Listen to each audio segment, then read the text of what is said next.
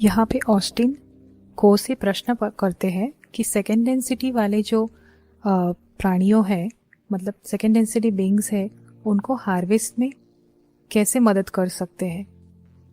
तो आइए देखते हैं। ऑस्टिन प्रश्न पूछते हैं, हाँ मेरे पास एक और है। रा ने बताया कि कैसे हम दूसरे घनत्व वाले प्राणियों को उनके आध्यात्मिक मार्ग पर और उनकी फसल पर मदद कर सकते हैं। उनके साथ पालतू जानवरों के रूप में संबंध बनाकर मैं सोच रहा था कि क्या आप इस बारे में कोई जानकारी दे सकते हैं कि हम अपने पालतू जानवरों के साथ इस तरह के रिश्ते को कैसे गहरा कर सकते हैं ताकि उन्हें उनकी आध्यात्मिक यात्रा में मदद मिल सके। तो को कहते हैं, मैं को हूँ और आपके प्रश्न से अवगत हूँ मेरे भाई। यह एक ऐसा विषय है जो आज के समय में सबसे अधिक प्रासंगिक है, क्योंकि हम जानते हैं कि पालतू जानवरों के साथ ऐसे अनुभव हुए हैं जो आज इस समूह के कुछ सदस्य के लिए कठिन रहे हैं। हम सुझाव देंगे क्योंकि पालतू जानवर मालिक से संबंधित है, इसीलिए मालिक द्वारा पालतू जानवर के लिए महसूस किए जाने वाले प्यार को किसी भी संभव तरीके से और हर संभव अवसर पर व्यक्त किया जाना चाहिए, ताकि मालिक द्वारा पालतू जानवर के लिए महसूस किया जाने वाला प्यार पालतू जानवर में निवेशित हो जाए, ताकि यह एक बीज की तरह हो जो पालतू जानवर के भीतर उगना शुरू हो जाता है और पालतू जानवर मालिक के लिए एक प्रेमपूर्ण प्रतिक्रिया महसूस करना शुरू कर देता है, क्योंकि वह मालिक से अपने लिए प्यार महसूस करता है। यह पालतू जानवर को वह सब कुछ देने का पारस्परिक अवसर है जो समझ, प्रेम, करुणा है, ताकि वह मालिक के खुले दिल वाले बिना शर्त प्यार से घिरा हुआ महसूस कर सके। यह एक ऐसी स्थिति है जो आमतौर पर लंबे समय तक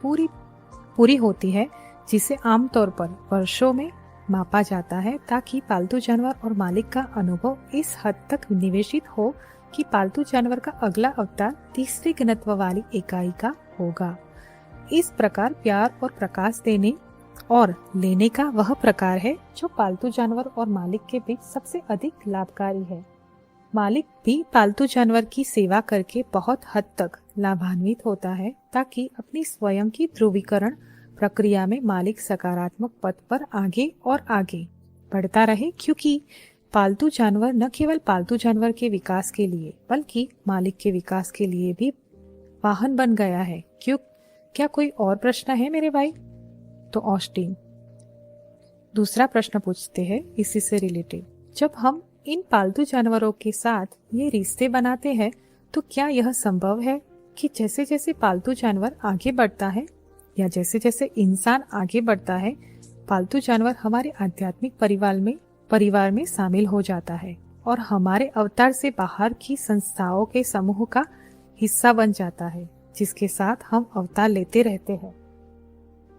तो को कहते हैं, मैं को हूँ और आपके सवाल से वाकिफ हूँ मेरे भाई। वास्तव में यह ऐसे रिश्ते का बहुत ही संभावित परिणाम है, क्योंकि घनत्वता के पूरे सप्तक के भीतर जो एक अनंत निर्माता के साथ एकता में वापस लाने के लिए पार किया जाता है, ऐसे अनुभव के स्तर है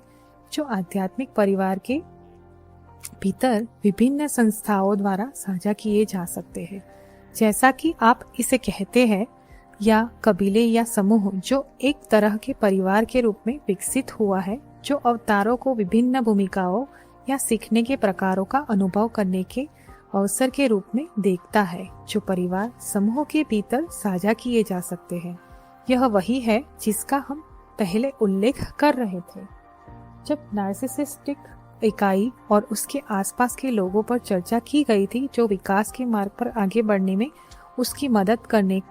के लिए अवतार लेंगे। इस तरह के आध्यात्मिक परिवारों में शामिल होने के लिए संस्थाओं के लिए हमेशा अवसर होते हैं जब वे ऐसी स्थिति में अवतार लेने में सक्षम होते हैं जिसमें उसकी प्रतिभा और इच्छाएं समूह के मिश्रण में मिश्रित होती है। इसलिए संभावना है कि दूसरे घनत्वता की एक संस्था द्वारा एक निश्चित भूमिका निभाई जा सकती है, जो अभी तीसरे घनत्वता के अनुभव में शामिल हो रही है, जो कि एक अधिक बुनियादी भूमिका है, जो नए तीसरे घनत्वता की संस्था की अधिक मौलिक क्षमताओं और इच्छाओं का उपयोग करती है। प्रत्येक आध्यात्मिक परिवार में बहुत सारे अंतर और गुण हो सकते हैं, ताकि प्रत्येक संस्था में वे क्षमताएं और इच्छाएं हो जो व्यक्तिगत विकास और समूह के समग्र विकास के साथ साथ समूह के भीतर व्यक्तिगत संस्थाओं को भी बढ़ाए, ताकि क्षमताओं और इच्छाओं का निरंतर मिश्रण और अंत प्रजनन हो, जिससे हम विकासवादी प्रक्रिया में समूह के भीतर प्रत्येक की सहायता करने वाली कहे।